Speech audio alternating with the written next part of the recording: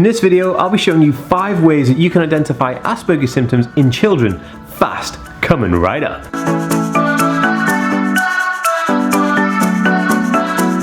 Hey, I'm Dan. I have Asperger's Syndrome, ADHD, OCD and dyslexia. I make weekly videos on autism and Asperger's, so if you want to learn more, consider subscribing. So, Asperger's symptoms in children, that's what we're going to be covering in this video. And before we get started on that, I just want to ask you guys where you're all from. So please leave me a comment in the comment section below with your location, because I'd like to know who's watching these videos and we get a conversation going, because I know what type of content to do further on in the future. Okay, so a little bit about Asperger's Syndrome. Asperger's Syndrome is a neurological disorder that is categorized by the fact that it impacts some social and communication abilities, the triad of impairment. And if you want to learn more about Asperger's Syndrome and autism, I will leave some links in the description below to other videos of mine and in the cards above, so you can check them out. Okay, so 5 ways that you can identify Asperger's symptoms in children. Number 1, endless chatter about a specific topic. Now, everybody with Asperger's Syndrome has a main topic of interest, which is crazy good. So as an adult, you may see them being obsessed with something.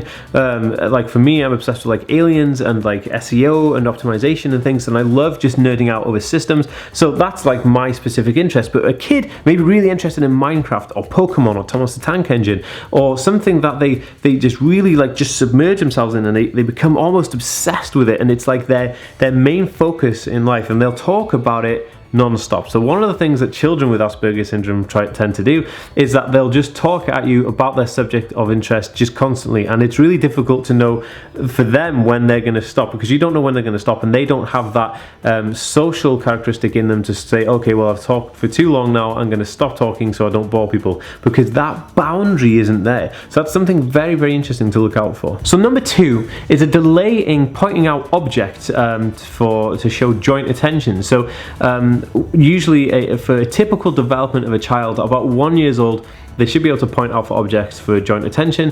But for a child with Asperger's Syndrome, they won't be able to do this. Maybe is what the case is. It's typically what they won't do until, I don't know, maybe 2 or 3 years old. You know, it's something that is delayed. The delay can vary in its frequency of what age they start to do this, but there will be definitely a delay there. So just look out for kind of any signs that, if your pediatrician or the doctor says that these are typical kind of development ages and you're not hitting those stage targets, then maybe this is something to consider, that it could be Asperger's symptoms in your child or the person who you're trying to query. So number 3 is a delay in developing motor skills. So these could be like riding a bike, walking, catching, you know, all these things, playing catch in the garden, and usually people with Asperger's Syndrome have a delay in these, but by the time they're about 3 or 4 years old, that delay should start to kind of disappear, and they should then start to kind of be able to learn to ride bikes and stuff. But the coordination thing is a massive thing. Sometimes it's comorbid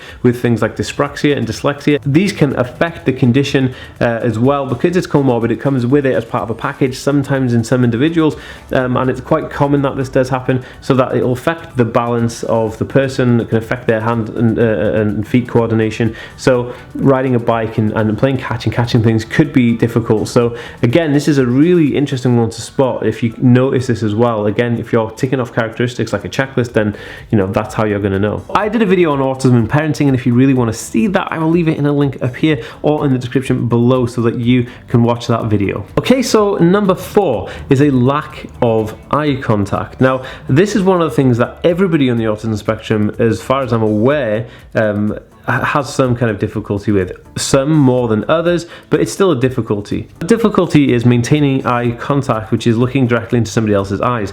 This is a huge issue for me, and I'm an adult on the spectrum, and it was a huge issue for me when I was a child on the spectrum. And the interesting part is that it doesn't seem to you don't seem to grow out of it. This is always something that you'll have, but it's very apparent in children. So when children don't make eye contact, this is another way that you can really tell that maybe they may have an autism spectrum condition. In conjunction with the other ones, then maybe it's a way of leading to a conclusion. But eye contact is super difficult. Another thing I'll say is try not to force the child to make eye contact. It's very uncomfortable and disturbing for the person, so that if they are feeling distressed by making eye contact, don't try and force it. Just try and get them to learn to want to look into people's eyes. That's the best way to do it, really. So number 5 is understanding body language. Now, so number 5 is unusual body language or body movements, and this is be characterized, probably the best way to characterize this is toe walking or walking on your tiptoes. A lot of children who are on the spectrum will do this, and you'll see them walking on their tiptoes. I'm not entirely sure the reason for this. It could be a sensory issue where if they're walking barefoot, then the sensation of their foot on the actual floor may be too overpowering, so that's why they walk on the tiptoes, just to be less sensitive. This is definitely something to look out for, and I know loads of people who still walk on their toe walking or walk on their tiptoes as adults on the spectrum, but I do know that a lot of children, and most children with the autism spectrum disorders, especially Asperger's syndrome, will have this characteristic. Okay, so I know I was only going to do 5, but I always do this. This is a bonus one for you, and I always like to give a bonus one right at the end so you feel like you gain from this video. This one is number 6, and number 6 is enjoys repetitive action. Now, enjoying repetitive actions is amazing for people with Asperger's syndrome. Now, repetitive actions are things like lining up toys or repeating the same thing or eating the same thing over and over again or having the same motor movement over and over again. Routine is something that people with Asperger's syndrome absolutely love and they thrive off, and having a repetitive pattern to something like lining up all your toys or displaying them in lines, creating lines out of things, playing with Lego but making blocks and blocks and blocks of walls, that's super, super cool. Playing with Minecraft and just making super straight lines or super tall buildings in Minecraft, this is something again which is awesome. Maybe it's eating the same food every single day, maybe it's repeating the same word over and over again, maybe they like the sound of the word, and this is a repetitive action which is always common with people with Asperger's syndrome and people with an autism spectrum condition. If you'd like to learn more about autism and Asperger's, please make sure to hit that subscribe button over here. To see my next video, click over here, and I'll see you next time, guys. Peace.